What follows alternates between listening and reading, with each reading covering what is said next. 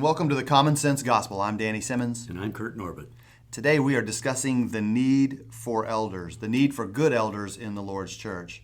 There's two passages that we'll look at today as God gives us time. We'll kind of highlight those, talk about what's inside of those verses and what they mean for us.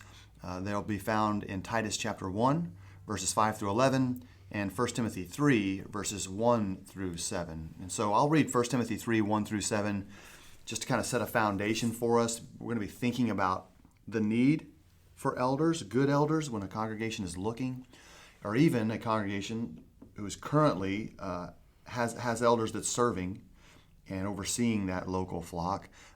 We just want to tie this together to show really how important it is that elders are appointed and that they're serving in a way that God would have them to serve. So 1 Timothy 3 in verse 1, this is a faithful saying. If a man desires the position of an overseer, he desires a good work. An overseer then must be blameless, the husband of one wife, temperate, sober-minded, of good behavior, hospitable, able to teach, not given to wine, not violent, not greedy for money, but gentle, not quarrelsome, and not covetous, one who rules his own house well, having his children in submission with all reverence. For if a man does not know how to rule his own house, how will he take care of the church of God? Not a novice, lest being puffed up with pride he fall into the same condemnation as the devil. Moreover, he must have a good testimony among those who are outside, lest he fall into reproach and the snare of the devil. So just as we're looking at 1 Timothy 3, there's two things I see that we're not going to find in Titus, but are very important when selecting, appointing elders. But for the man himself who says, I believe I'm qualified, the number one step that Paul lays out is that if a man desires the position of an overseer, that he desires a good work. And that's an amazing verse, because he does desire a good work. Mm-hmm. But that's also a qualification, isn't it? That he should desire that.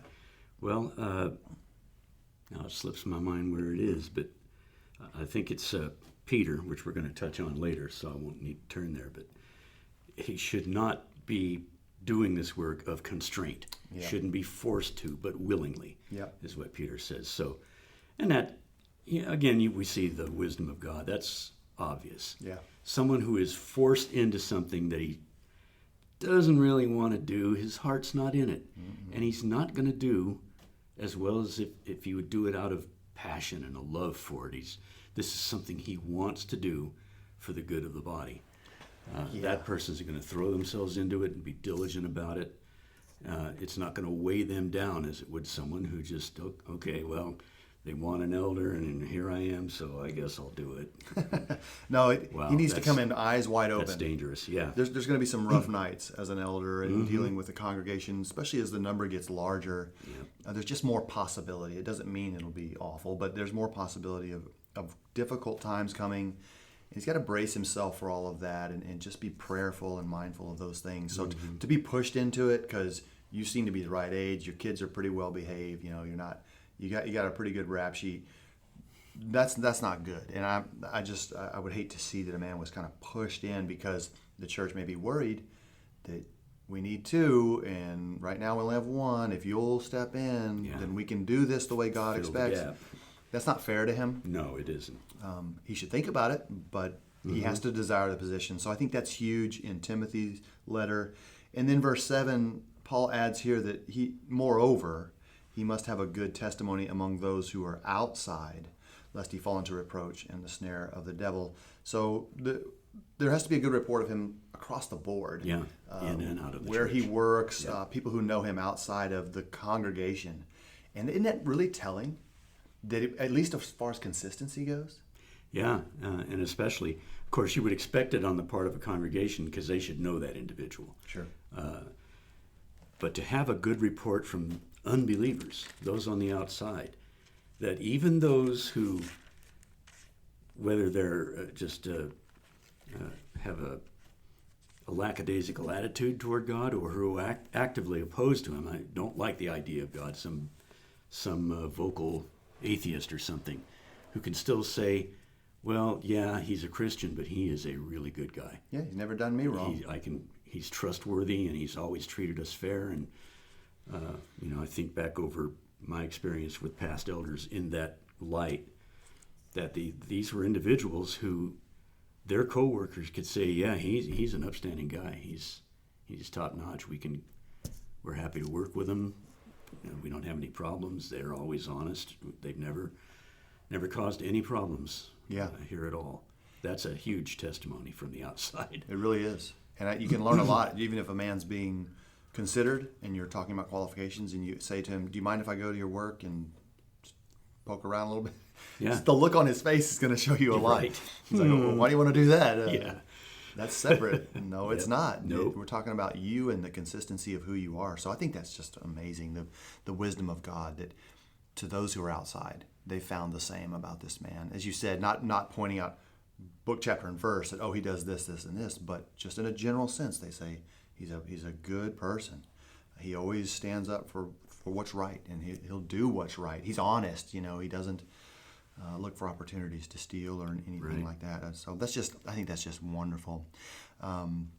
So Titus 1 is the second place where we see these qualifications given to an evangelist who's been commanded to appoint elders. Titus 1 and verse 5, for this reason I left you in Crete, that you should set in order the things that are lacking and appoint elders in every city as I commanded you. And then he starts with the list again. It's a very similar list. Mm-hmm. If a man is blameless, the husband of one wife, having faithful children, not accused of dissipation or insubordination.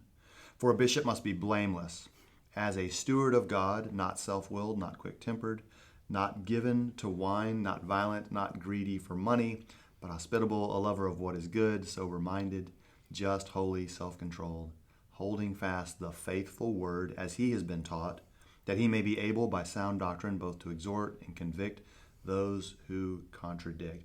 So I said bishop there, that is always overseer. Right. And as it's given to us in the Greek. So now Paul says, and we'll start here as the message is given to Titus, you need to set things in order that are lacking. Yeah. So what can we take from that? Well, there was work to do in establishing that church, or the churches in Crete.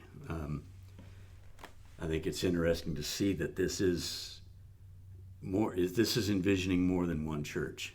Mm-hmm. Titus has been left in Crete by Paul to do evangelistic work. And Paul's command to him is to appoint elders. That's right. To take care of the things that are lacking. Now, there might have been more things lacking, but this is one issue. Oh, yeah. Set in order the things that are lacking. How do I do that, Paul? Well, here's the first step that you take in dealing with that is you appoint elders, as has been commanded you. So this is God's desire for the churches. And as he notes here, you're to appoint elders in every city.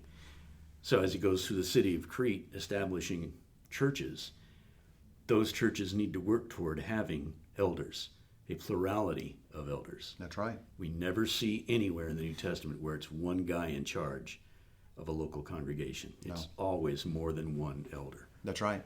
Acts 14, Saul and Barnabas, they go down through all these cities, they preach the gospel. Then as they come back through those cities to visit with them, it says they appointed elders in every city that they came back to and visited.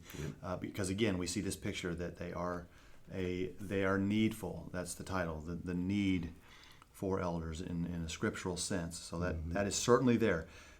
If a congregation is currently without elders, and someone may be listening today and they're currently without elders, and they hear this idea that the church is lacking, that I'm going to stand by that. That's church what the is lacking, says. Yeah. right?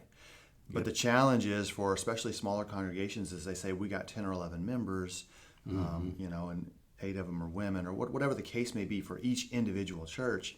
The best encouragement I could offer is that they be mindful of that something's lacking, and if you're not already doing it, be grooming your men who are there. They need to be working toward that goal. Absolutely. You cannot get comfortable with being scripturally unorganized. Exactly. As I've heard it stated in the past. Well, we don't have elders, but we're still doing everything else. We're a scriptural church. Well, okay, it's understandable that there may be situations where a church doesn't have elders. I've seen that myself. But the top priority in the work of that local congregation internally ought to be developing individuals for the eldership. Absolutely. And someone might say, well, with all these qualifications, my view is these are qualifications that every man, every Christian can strive for. Absolutely. They should be. Every Christian should be blameless. Right. We should be stewards of God in the sense of taking care of what he's given us, and right on down the line. Of course, the elder has to be, or a prospective elder has to be the husband of one wife. Mm-hmm. So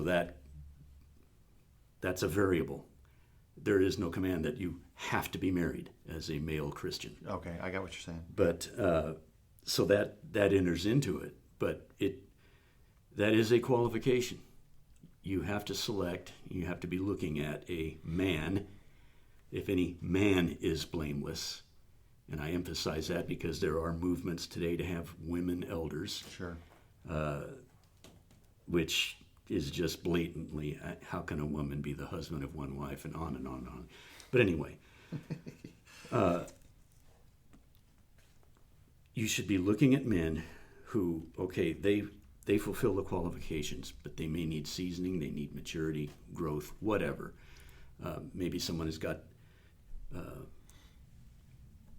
say, young teenage kids, haven't obeyed the gospel yet, but they are very well-raised kids. They're subordinate to the parents and all that.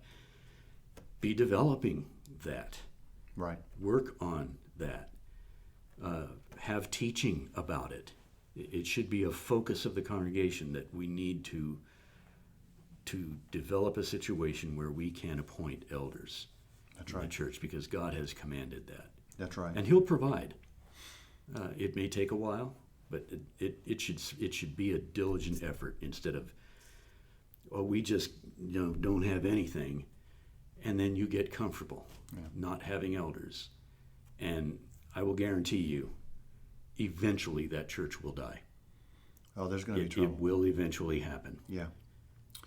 Because there's just no overall leadership. Right. You're going on consensus of the membership on everything. Well, what if you can't reach that consensus? Sure. Things start to break apart. Well, God's wisdom has shown far fewer men in a smaller room discussing the difficult issues that they face, and they are not novice. So we don't want to jump ahead. We're getting ahead of ourselves. What we'll do is we'll go through the list that Titus gives us and just touch on each one. And so because we want to help, obviously, in our own thought as we consider men in our local congregation, but then for people who are listening and say, well, who would be qualified where I attend, or who else could we be thinking about? And I think that's just such a great thing. So number one in Titus's letter is blameless. Mm-hmm. It means what it says. He cannot be blamed. And you know what's interesting about this is that an elder, to be appointed, has to be blameless, but once he becomes an elder, he's blamed all the time. Isn't that interesting? Yeah. You put him in because he's blameless, and all of a sudden everything's his fault. Yeah. You know what the elders told me? You should have heard what the elder said. I hear that all the time, and that's a shame. Well, that is a congregational attitude problem. Sure. Which we'll touch on here in a little bit. It means blameless means that any accusation that would be brought against you is not going to stick. People who know your character are going to say, I don't think that's right. Let's look into it or whatever. But his holy conduct, his deep reverence for God has guided him throughout his Christian life. And there's consistency, and I think we may say that again before this is done. There's consistency about his life. And so in that sense, he's blameless. Has he made mistakes? Yes. You start to establish a standard that no human can reach. Right. You're never going to have elders. Yes, he's made some mistakes. What was his attitude about those mistakes? Right. Has he turned back from them? Has he changed his ways? Mm-hmm. There's things to... Yep. How did he respond to them? It's not fair to hold a grudge against somebody who has done their best to mend those ways and change their behavior. And again, I think members, they'll say, well, he never invited me to his house when he had his get-together. That doesn't mean he's not hospitable. Yeah. Just because you're offended about something, we got to be careful about these things. Is he blameless? So that has to be established. It means that he cannot be blamed. He must be, as you mentioned just a few minutes ago, the husband of one wife. So we just want to talk about that for a minute, because that can become complicated when you're looking at a man who who meets all the qualifications. And we say, well, is he the husband of one wife? So you want to do it? You want me to do it? What does that mean? It means that he has to be the husband of one wife. All right, let's move on. I'll just maybe offer a little clarity. I don't know. It's present tense. Okay. That's important to keep in mind. He is, not was or will be. Okay. He is the husband of one wife. Well, I don't really have a lot of difficulty in accepting what that means. Right. Is he presently the husband of one wife? Right. If he is, depending on situations, then that's a qualification that he meets. That's right. Now, if he's unscripturally remarried, then the question would arise, is he really the husband of one wife? And that's something, if that is a situation with a prospective elder, the congregation needs to look into that. Yeah. And he needs to offer an explanation. They have to do their due diligence as much as possible to have clarity about that situation. That's right. So, and just in my own personal study, I believe that there's 3 possibilities in this, again, in my mind. Number 1 is he's the husband of one wife. He's married one woman. He's still married to her. Yep. There's never been any other. That's the ideal. Yep. Yeah, and that's the perfect scenario. The second one in my mind is a man who has lost his first wife because she passed away. Mm-hmm. And then he has remarried in the Lord. So again, he's followed the scriptures on how to remarry and who to remarry. He's done that according to the Word of God. Then he's still the husband of one wife. That's right. Because we know from Romans chapter 7 that the bond of marriage is broken by death. Yes. And if that's something beyond his control, mm-hmm. Then, and again, if he remarries in the Lord, then he's still the husband of one wife. Yeah. As far as I see it. And the reason why I say that is because I believe it's wrong to look at, let's say, an average Christian and say, no, it's perfectly fine, scripturally, that they remarry. Yeah. But then now that we got an elder, now we got a 2-wife problem. No, we don't. Don't do that. It's the same. If God approves, then God approves. That's right. So I think that's a good way to look at it. It doesn't change just because someone is seeking that position. That's right. And so the third and possibly the most difficult to investigate is if the man was married previously and his first wife committed adultery or cheated, sexual fornication, sexual immorality, and he put her away according to the scriptures and then remarries in the Lord, that he is still the husband of one wife because the first marriage was broken by her infidelity. Yes.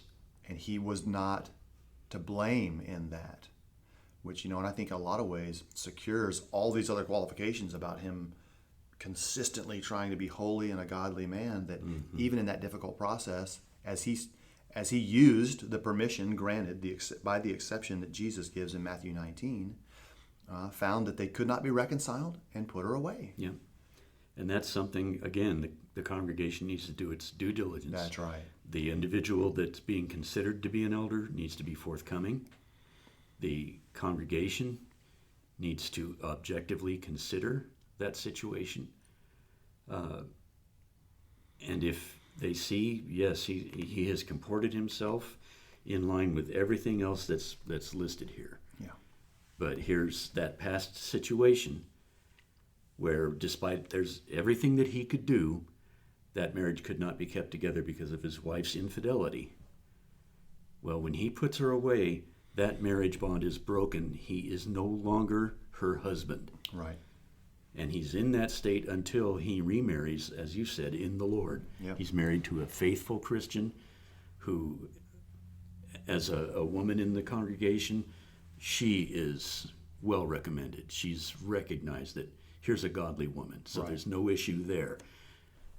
When he marries her, he's the husband of one wife. That's right. That other lady is no longer his wife, so he's not the husband of 2 wives. No. And it's present tense. You can't go back, well, he was married before, now he's married again, that's 2 marriages. Let's get rid of all that stuff. Yeah. He is the husband of one wife, and I believe scripturally so. In line with the will of God. And that's, the congregation needs to settle on that. Good. Yeah, I think that's a good way to approach that. That third one, though, does need some searching out. Obviously, questions need to be asked. That one has to be looked at carefully. And I like what you said about him being forthcoming and all that. He's going to have to lay himself out so the congregation can know who they're looking at and give them everything they ask. And that is a difficult process. Yep, it can be painful. It can.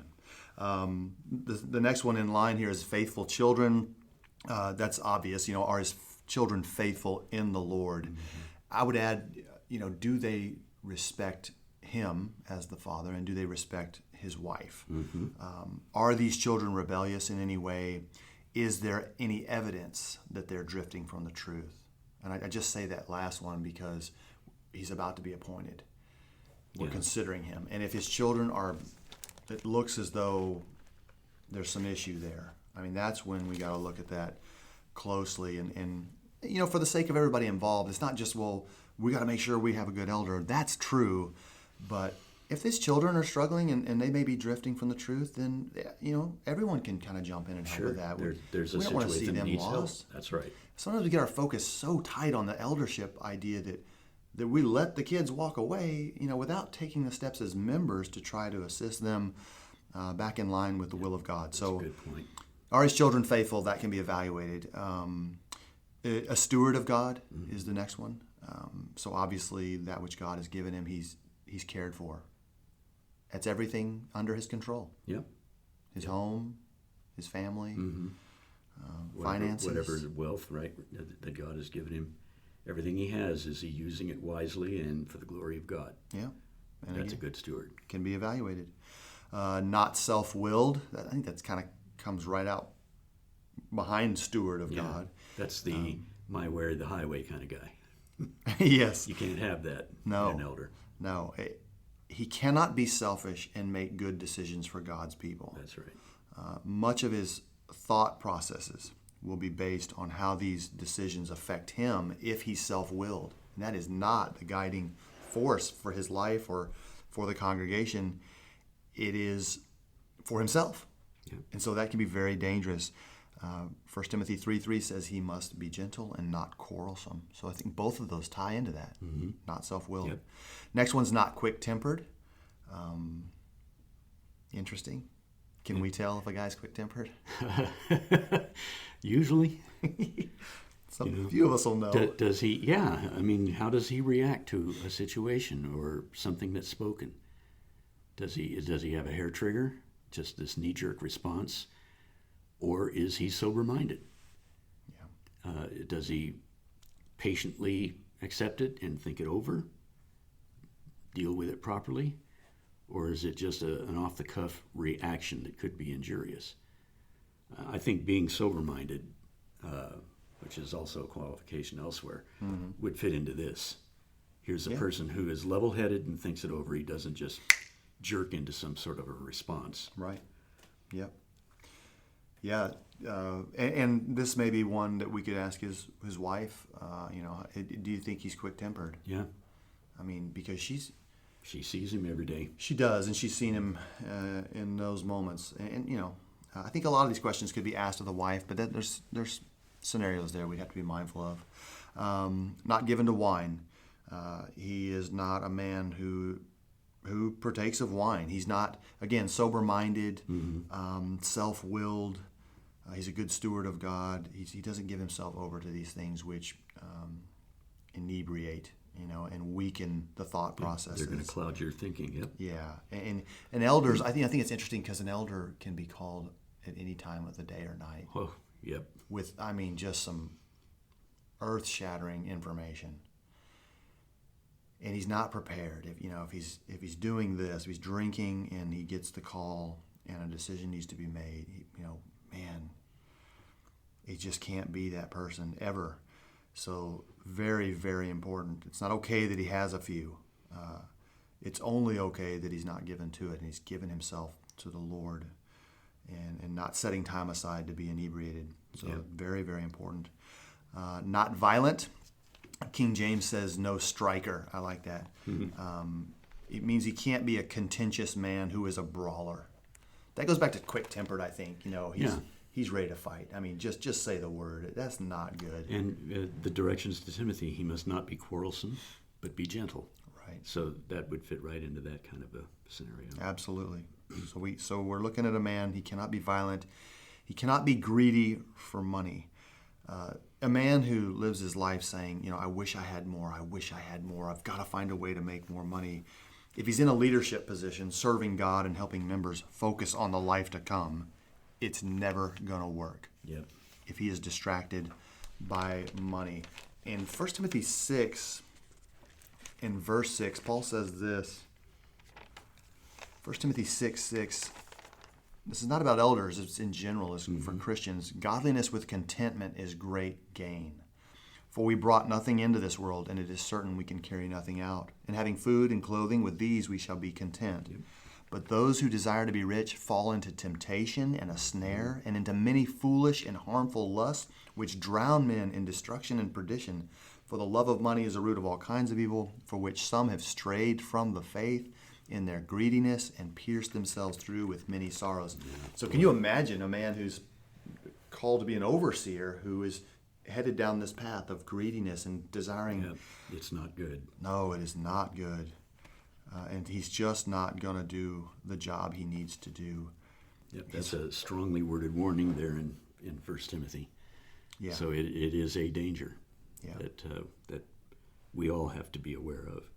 We don't want an elder who's pierced himself through with many sorrows Oh. because he loves money. Yeah, it's not going to work. No, it's going to be damaging. The church is going to feel that. Mm-hmm. So not greedy for money. He must be hospitable. One who shows hospitality, obviously. He loves strangers and he's fond of guests. Yep. I like to say it that way because that, even that, am I fond of guests in my house? That's a good way to look at it. Yeah. For the first hour. Yeah. I want to get back to my game. Can you leave? Yeah, I'm getting less fond of my guests. So, but that tells us something, doesn't it? That sure does. He should thoroughly enjoy. Someone's coming to my home. I can spend time with someone I care about. His heart. That really is an interesting concept that he would have this personality trait about him, that he's willing to entertain strangers and he's fond of having guests, not just in his home, but in his car. Take along with him in his boat. If they're going to go fishing, that he'd love to have a few come with him and enjoy that time together. Yep. Because like you said, a guy who wants to get out and be alone and doesn't like being around people, that is not going to go well. How's he going to take care of a church full of people? Exactly. Who need him. If he doesn't like being around people. Yeah. I think it kind of fits in with the next qualification, a lover of what is good. Yeah. Well, if it's a good thing to be around other Christians. And so to have other Christians in your home, not necessarily limited to that, but hospitality would be an example of loving what is good. Absolutely. Loving being together with their brethren. Or maybe it's non-Christians in their house. They're still welcoming and warm. Still the same because guy. they're showing the compassion and the care of Jesus to them. Absolutely. Yeah, that's really, really awesome. A lover of good, because that promotes virtue. And I think if someone is an elder and is listening to this, I think it's important to remember as an elder, you're not the guy with the whip. Right. You're not ruling over them with force. But being a lover of good, that you are just as excited to go pat someone on the back who's growing and doing things outside of their comfort zone, which glorifies God. That an elder needs to be mindful of those things and be mindful to the point of going to them and saying, I'm just so excited to see you in this new job capacity, work, whatever it is, in service to God's church. That pat on the back is worth so much. Yep. And it promotes virtue. Mm-hmm. Because an elder's not just cracking the whip all the time. He also will pull someone aside and say, I'm just so excited that you're with us. Your family have chosen to worship here with us because you are really a good example for the brethren. Man, that just goes on for a long time for someone who's trying. Yep. I think that's great. Just, it gives them fuel to keep going. Yeah. And the elder doesn't feel like he has to do it because he loves what's good. And so he loves to show appreciation. That. Right. It's really a neat picture of someone who's a lover of good. And all these things we can see in someone before they're appointed too, can't we? Yeah, these are all externals. We know if someone's sober-minded. We know if someone is just. That is, there's no inequality with them. There's no partiality if they're having to deal with a situation. They're going to look at all sides of it. All the elders will in that congregation, but we're looking at individuals here that are being considered as elders. They're going to take in all sides and, as Jesus said, judge righteous judgment. Yeah. We tend to look at the word just and we kind of transpose fair in there. They're going to be fair. Well, that's not what just means, essentially. It carries that idea in the sense that there is no partiality in this. You know, we've got a poorer member of the congregation against one of the wealthier ones. There's some issue between them, and they bring it to the elders. And, well, man, his contribution's pretty big, and, you know, he's got a lot of prestige in town, and yada, yada, yada. James warns against that kind of favoritism. He's a charter member. Yeah, so they're just in their decisions. They stand on these for things. Justice. Right. The money, you being my buddy, none of that has anything to do with what we're talking about here, because this is the will of God. We're going to use the will of God to determine the issue, and it's going to fall wherever it will. Yes. You know, and then everyone's going to have to adjust according to that. That's right. Jehoshaphat appoints judges. He says, you judge with godly fear. You judge according, do not take bribes. Right. And yeah, so that's dangerous. Yeah, for us to do that undermines everything. Yeah. So that's good. Lover of good, sober-minded, just. Holy is the next one. He's pious, he's godly, he's beloved of God, he's upright, and he's hallowed for it. I mean, holy is a big word. Yes. Well, First Peter says God tells the people, be holy because I'm holy. Yeah. So that's all of us. Yeah. Self-controlled is next. Again, not a knee-jerk reaction kind of a person. Self-controlled, I think the best way to check this is that, just watch him swing a hammer, literally. Oh, yeah. And when he hits his thumb, because it's bound to happen. Yeah. When he hits his thumb, we're going to find out. Yeah, that's pretty good. If How's he's he going to self-controlled. react to that? Ooh, that hurts. Man in his own garage still can't cuss. Because he's self-controlled. Yeah, that's right. He's going to go stick it in the ice and take care of it. Yeah, and he's not going to cry about it and drag it out. It's all about self-control, which also lends itself to the idea that he's going to sit and think. He's going to meditate on God's will, depending on the situation that he's considering, and he'll deliver his conclusion in a spirit of gentleness and truth. All of those things are pictures of self-control. He knows that he's accountable to God, and so he steps into a situation having full control of himself and whatever tendencies he might have that would conflict with getting to the right conclusion. I mean, that is such a challenging test. And the final one in Titus is holding fast the word. I love that one so much. That Paul says there are many insubordinate, idle talkers and deceivers. Their mouths must be stopped in verses 10 through 11. So again, the elder thinking about the position and desiring the office, that he needs to think about what if someone comes in and begins preaching, and he's actually, the congregation's kind of fallen in love with him, but he's wrong about something. Can I stop his mouth? That's one of the duties of being an elder. They are shepherds of the flock. They're overseers. Their job is to feed the flock. Yes, that's what a shepherd does. But as Paul pointed out in Acts 20, they've got to watch out for the wolves too. He said, from among you grievous wolves will arise. That's right. Not sparing the flock. So their job is kind of both a passive and an active role. Or aggressive and defensive, I guess would be better. They need to defend the flock from the wolves. Yep. That are going to come in and try to steal some sheep. But they've also got to look internally. The Hebrew writer says they watch for your souls. And so when a person is considering accepting the office of an elder, that's going to be their work. They're going to be caring for the sheep, taking care of their injuries, their spiritual injuries and what have you. Like you said, they'll get that call at 2 a.m. And something's come up. It'll hit you like a ton of bricks, they're too. going to need to deal with it. Yep. But that too, can I stand up and say, we cannot listen to this individual? Right. because that's what he said. You in verse 11, their mouths must be stopped. That's right. You cannot allow the congregation to be polluted by lies Yep. and false doctrine. Yep. I would just offer a warning, because elders, there may be a temptation. There's a guy, he's in the church. They find out, or they learn some way or another, that he holds to a doctrine that's just not scriptural. Elders need to make a decision about that, and that can be hard to do. I think the easiest way to handle it is to go to him and say, "Is this true?" And then he says, "Yeah, it's true." And the easiest thing in my mind is to say, "You just don't teach that here," but allow him to hold that doctrine. Sure. And I think that's a mistake.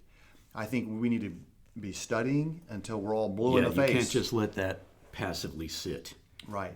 Because you're saying, okay, because we see it's there. Right. You're potentially a false teacher. Yeah. But if you just won't bring up this pet doctrine you have, then we can all get along. I don't like that conclusion. I think it's dangerous. Again, that man's soul is still at stake. It's not okay that he holds a doctrine that's not according to the Word of God. And he may be right. If we investigate and we go into that and have the discussions we need to have, the Word of God is the guide. So, but see it through. Don't just ask him not to bring it up amongst the members. I think that's a mistake. Well, and he may sincerely tell them, okay, yeah, I won't do that. I don't want to create dissension or anything in the church. But if he believes that and a discussion comes up, even inadvertently, he's going to let his view be known. That's right. And he may not even be thinking, well, I got to let this out, or to subvert somebody or whatever. He's going to express his views. He sure will. And it's going to come out into the church. Right. Which is why it's better if elders...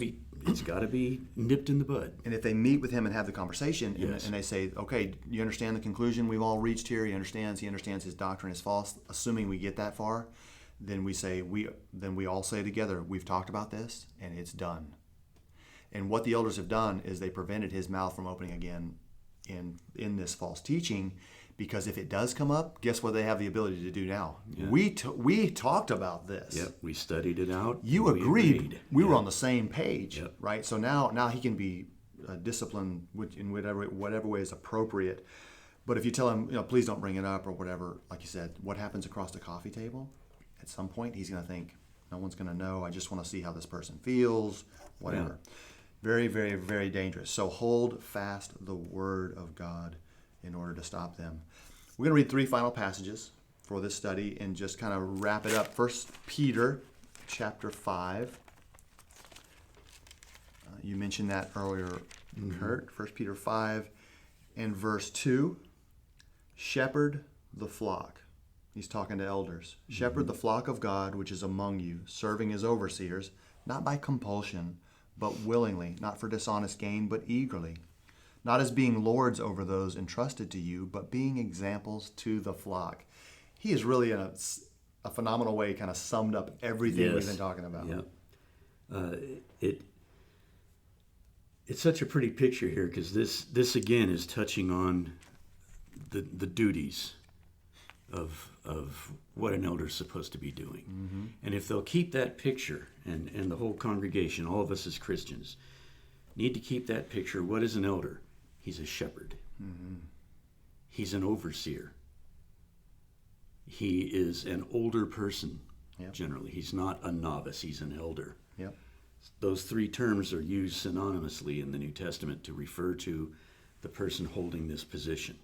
He's a shepherd. He's an overseer. He's an elder. That's what they are supposed to be doing. Absolutely. They watch over your souls. And like you said, this is a beautiful summary. And Peter knows what he's talking about. The elders who are among you, I exhort, I who am a fellow elder. Yeah. So I'm in this too. I know what's going on. Yeah. Here's what we need to be doing. So he's holding himself to this standard also. That's right. Yeah.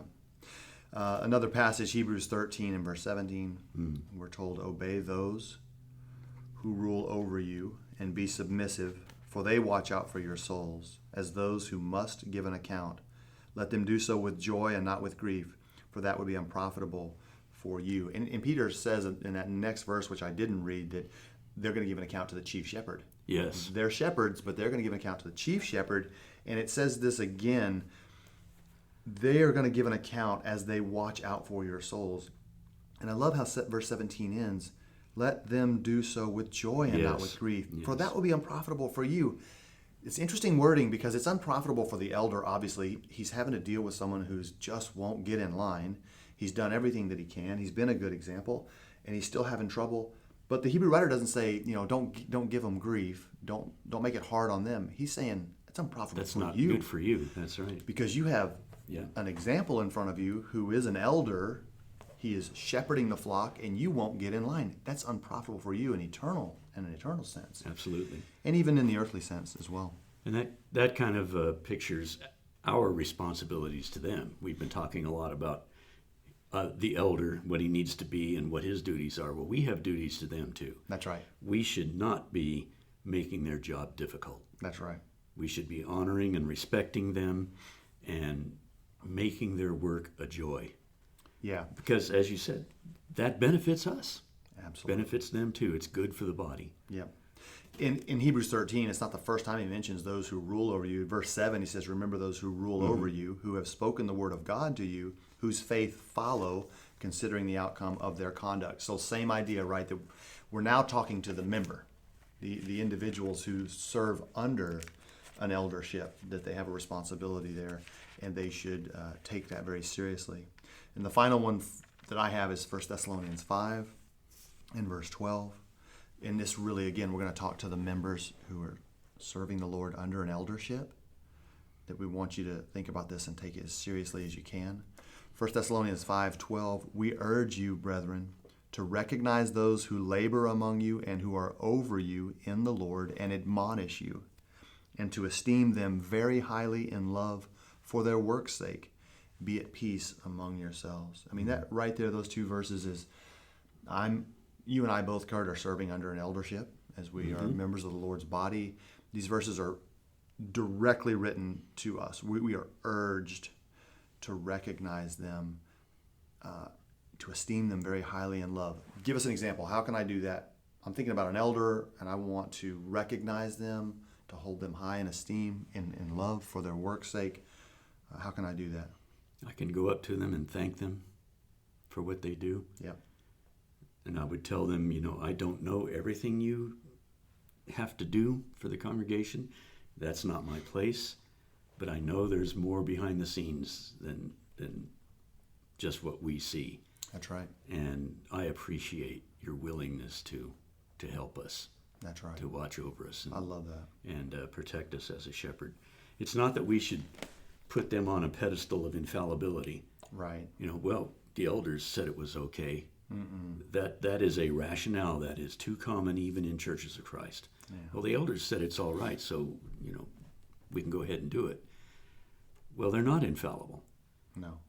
What this is talking about is because they are willing to accept this work, we should prize them for that and encourage them in that. Yeah, for their work's sake. Yeah. It's right there. And I love that. We can go to them and just say, we can send a card in the mail, and with the same words you just gave. I don't know everything, but I know that people are people. I know you've gotten that call at 2:00. Yeah, and and I didn't have to take that call because you're in a position that God appointed you to. I mean, that's just phenomenal. And I know that if I'm in that situation, I can reach out to you. Exactly. That gives me confidence. Yeah, and you build that relationship with an elder and his wife, obviously, to encourage both of them for the good work they do. The wives are indispensable in this. We haven't mentioned that, but I should say, you got to watch your wording.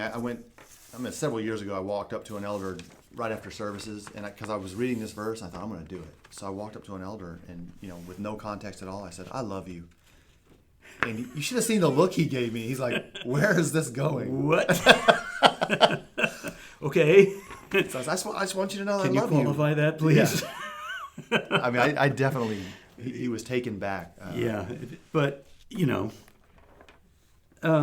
it's unfortunate that reaction can happen in today's world. But it is, But I think for a good elder, it would take him a second and just, well, I love you too. Yeah, exactly. We are brothers in Jesus, or you're my sister in Jesus. That's really the big thing that matters. Yeah. And I love you for that. I love you. Thank you for saying that. Yeah. Let's go to heaven. Trivia, sweet trivia. Let's do our trivia.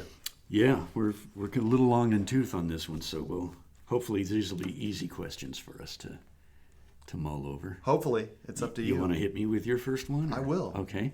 Number 1. When Saul conquered the Amalekites, what person did he keep as a prisoner instead of killing like God told him to? Oh, his name. Well, it was the king of the Amalekites, obviously. I can't remember his name, but he thought that, wow, everything's going to be okay. Saul's not going to kill me. Well, Samuel took care of that. You almost said it. Is it Ahaz? Oh, that's close. No. I'm thinking of an Israelite king then. King of the Amalekites is King Agag. Agag. Okay. Gag me with a fork. I was going to try Well, to he give you gagged that. him with a sword, actually. Yes. Really thoroughly. Okay. Where was that in the scriptures? 1 Samuel 15 and verse 8. King All right. Agag was spared. Okay. Yeah, knew the story, but I couldn't remember the name of the... Well, I'll hit you with some specifics then. Okay. In Mark chapter 5, verse 13, we've talked about this one a little bit before. Jesus allowed the legion, the demon, to go into the herd of swine, and we're told they ran off the cliff into the sea. How many swine were in the herd? 2,000. You're on it. Look at that man. That was pretty No good. hesitation. No. Good job. Awesome. That makes me That's feel so good. Mark 5:13, by the way. Mark 5:13. Thank you for that. Question number 2 for you. Which books of the Bible record all of the kings? Kings and Chronicles. All of the kings. All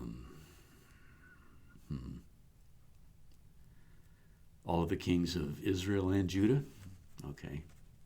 Big Kings and Chronicles, and that's all I can think of. You got it. 1st and 2nd Kings, 1st and 2nd Chronicles is where we find the kings, the way they ruled, the lives they had, whether God was pleased or displeased. It's a great place to go and to look at that history. Yep. Okay, my second one. In 2 Kings 13, the king Joash was told by Elijah to shoot some arrows into the ground. How many did he shoot into the ground? Give me a multiple choice. How many? Yeah. I feel like I know the numbers 2 and 3 are important here. Because the prophet rebukes him saying, you should have done this, because it resembled the amount of years of peace, or I don't remember, something that would have been better for the nation, for him personally as a king.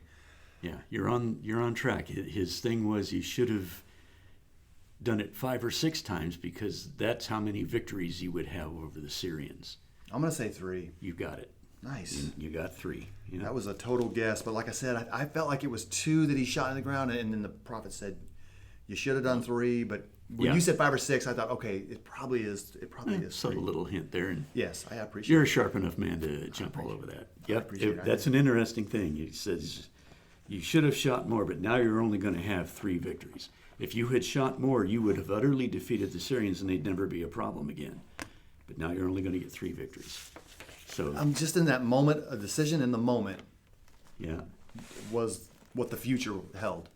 yeah, That's amazing. he just showed kind of a lackadaisical attitude toward. I would have kept shooting arrows until the prophet said, "You can stop now." It's like, or about arrows. maybe my quiver ran empty. You know? Exactly. But hey, that's what I say I would do. I don't know. We need to exercise a confidence in God. Yeah. We probably need to show some self-control and be a lover of good, sober-minded, just, and holy.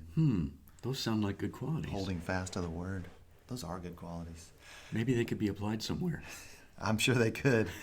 We both hope that you have enjoyed this podcast today, the discussion of elders, the need for good elders, the Lord's church is under attack in so many ways, sometimes even within. And to know that elders are standing in the position that God's placed them and doing the great work that they're called to do, such a relief to the brethren.